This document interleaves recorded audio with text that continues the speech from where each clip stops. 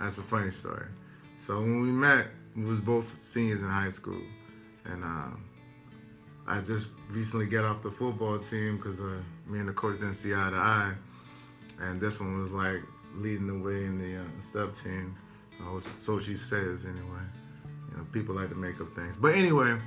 So yeah, maybe a little bit. So I go to check out the step team because I ain't have anything else going on, and the coach was one of my teachers. So I go check him out. What he meant to say was he goes and checks me out. I didn't even know her, so I didn't go check her out. So what I did was I went. As soon as I got there, all eyes on me. I'm the new kid, by the way. I ain't know none of these girls. So and it was like all girls except for 2 dudes, and real cool dudes too. But anyway, these girls, they're all in my face or whatever. Especially this one right here. And as soon as practice over, I'm talking to the coach. They over there by the Coke machine. She said, I'm gonna go talk to him. So she come. She got a little ponytail that's going back and forth. So they're going back and forth, and she's like, hi, my name is Zoe. Call me Zoe, and Zoe. She just bubbles, like just popping off of her head. Boop, boop, boop, boop, boop. So here's my phone number. Just give me a call. Write it down on a little piece of paper. Yeah, it's a very small piece of paper, but I kept it though. And yeah, that's what we did. That's how we met. And actually,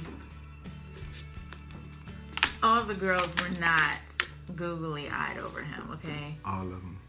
they weren't. They It all was were. just me and a couple of my girlfriends, and we had just noticed him because, he was the new kid on the block. He was the new kid in school, so we just wanted to be friendly and introduce ourselves and welcome him to the step team.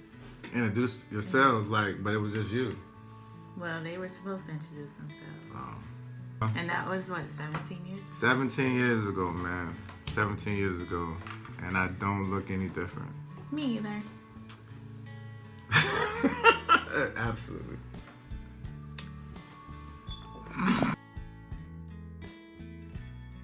Proposed thing. She just sat there crying and stuff. So I didn't tell nobody that I was going to do it when I did it. Everybody knew I was going to do it, but nobody knew I was going to do it when I did it. And the reason why is because I was nervous. I was so nervous. I don't know why. I knew she was going to say yeah. I mean, it's me. So I knew she was going to say yeah. Yeah, but did you? Thank you.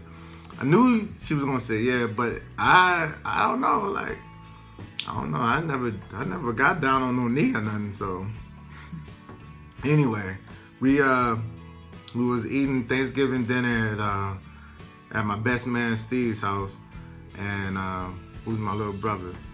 And I asked, I said, babe, you want some dessert? You know you be hungry, girl. You know you want some dessert. You want some pie, something? We had that lemon pie. Lemon chest pie from Martin's. Yeah, there's a plug for y'all. My favorite. I need y'all to hook us up with something, at least send a pie. Anyway, from Martin's, they was a good pie. So we went there and I cut a piece of the pie, put it on the plate, and then I put the ring in the pie, like on the top, like a little topping, if you will. And I take it, the pie, she all into the TV.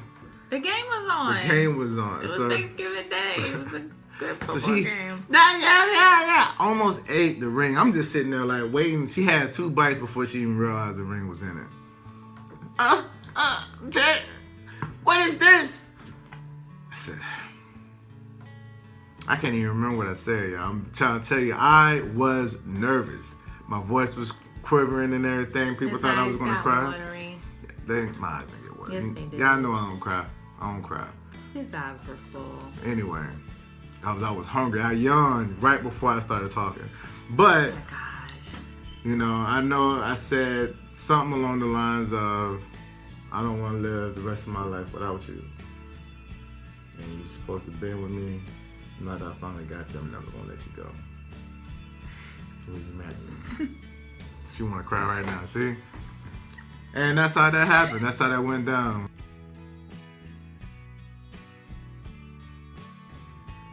like, I mean, he was my best friend. He still is my best friend. But I said that was kind of make me feel bad. He still is my best friend. We had so much fun together back in high school, and even years after that, I confided in him. He always made me laugh. You can be on the other side of the world and you think about that person, and then they'll call you, or like they'll write you. Like, he was just that person all the time. I couldn't stop thinking about him. I would get in other relationships and he'd still be in my mind. Sorry, fellas. It is what it is. I apologize. You know, I would still go out of my way to like make sure I talk to him and kind of rat myself out. I already knew she was the one from high school. Like, it wasn't like, I'm not one of those typical guys, oh, from the very moment I met her. No, it wasn't nothing like that. I wasn't even in that mindset.